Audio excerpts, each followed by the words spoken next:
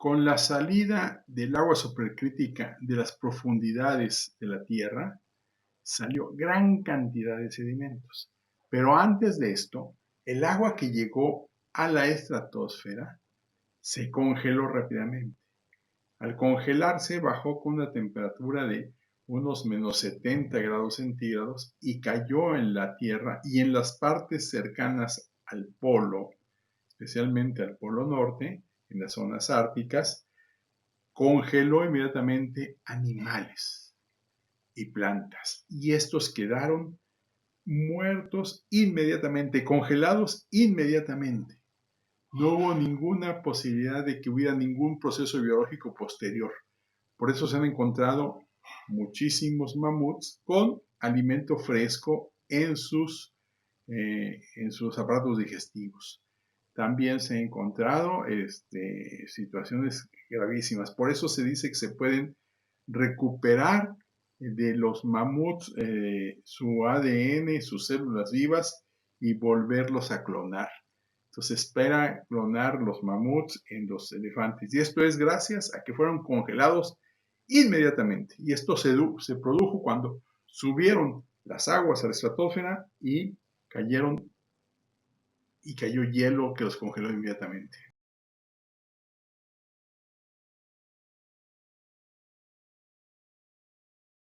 El agua cuando llega a la estratosfera a 20 kilómetros de altura se encuentra con una temperatura de menos 70 grados centígrados y más alto todavía se llega hasta menos 80 grados centígrados. Esta agua ya congelada cae rápidamente y congeló rápidamente los mamuts. Veamos las evidencias. El mamut Berezovka es el más famoso de todos los mamuts. Aparece en el Museo Zoológico de San Petersburgo, Rusia. Por su difícil posición, en que fue encontrado cerca del río Berezovka de Siberia, justo dentro del círculo polar ártico. Su tronco y gran parte de su cabeza, reconstruidos en esta exhibición, habían sido devorados por depredadores antes de que llegaran los científicos en 1901.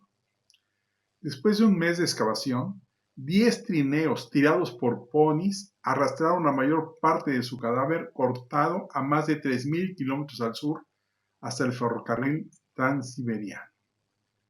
De ahí lo llevaron al museo. El mango inferior que se ve de una pala es para proporcionar la escala. Pulgadas por encima del mango está el pene extendido y aplanado de Berezovka. Esto, mientras estaba en el museo, este órgano reproductor da cuenta de la explicación de cómo murieron los mamuts congelados. En este mapa se pueden ver los lugares donde se han localizado a los mamuts y a los rinocerontes congelados, junto con otros mamíferos. Estos son los puntos que actualmente están muy al norte, pero que antes del diluvio estaban mucho más al sur.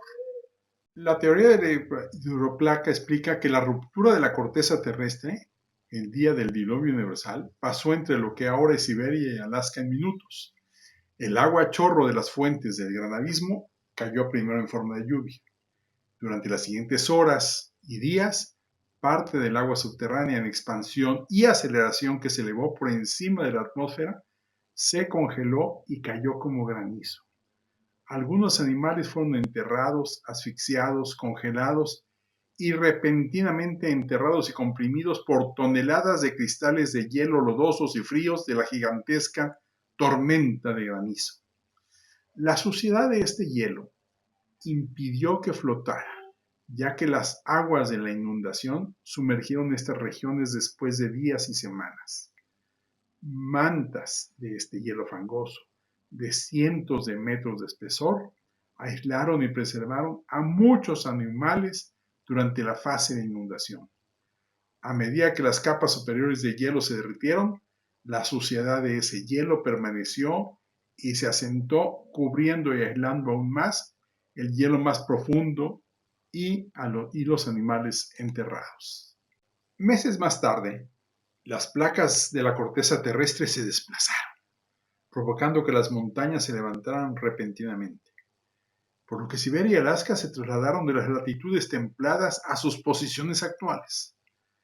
A medida que las aguas de la inundación se escurrieron de los continentes, las tumbas heladas que existían en climas más cálidos se derritieron y los animales enterrados se pudrieron.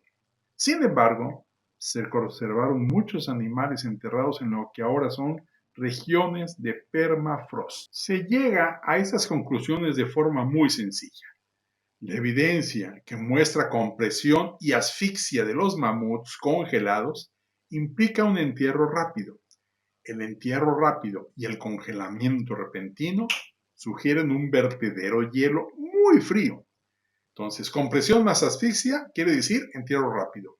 Entierro rápido más congelación repentina, un vertedero de hielo muy.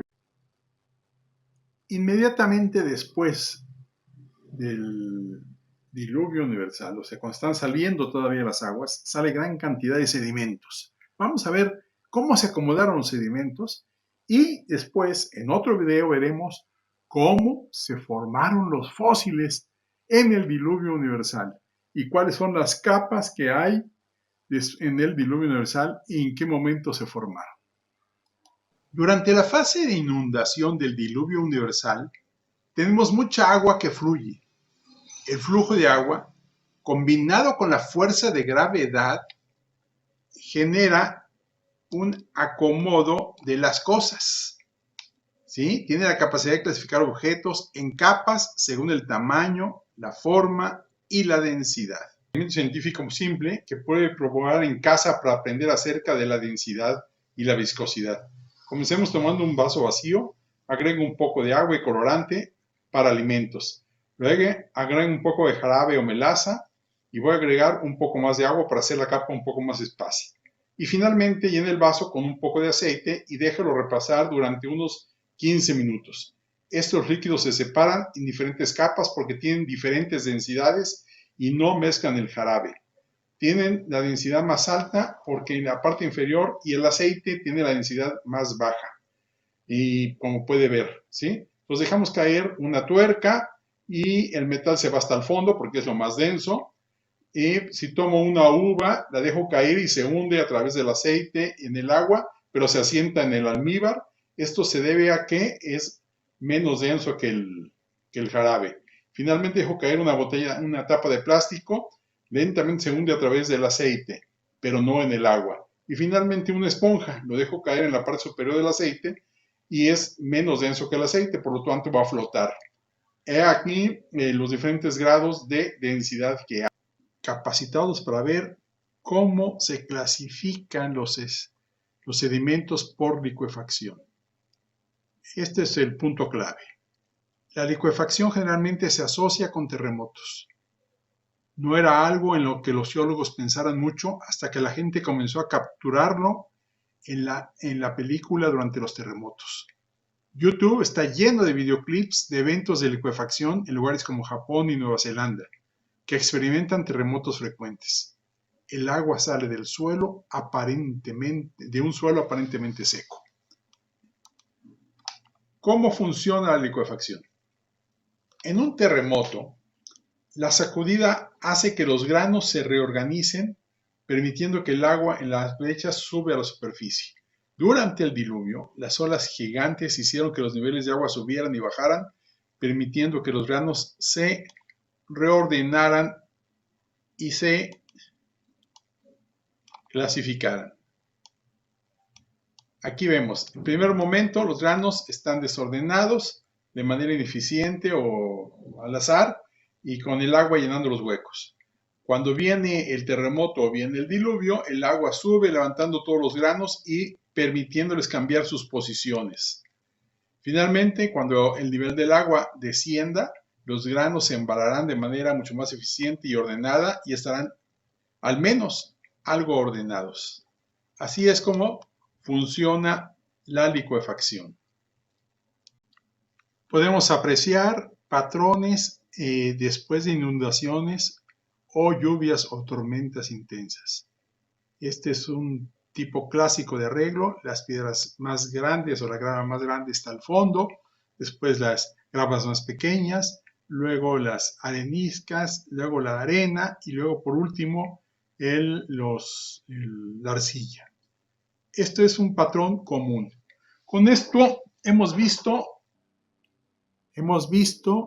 lo que pasó en los primeros 40 días del diluvio universal. En primer lugar, el congelamiento y el enterramiento en permafrost de mamuts y rinocerontes y otros animales. Y después vimos los sedimentos. Los sedimentos es en su primera parte. La segunda parte vamos a ver los fósiles, cómo se acomodaron los fósiles en los sedimentos, y esto se realizó durante el diluvio universal. No fueron millones de años. Fue un proceso que duró 40 días. Vamos a ver esos 40 días de lluvia y de salida de agua y de acumulación de sedimentos. ¿Qué pasó con las plantas, con los animales y con los seres humanos? Muchas gracias por su atención. Seguimos desarrollando el diluvio universal poco a poco. Conocerlo perfectamente y entonces entender nuestra historia y nuestra realidad actual.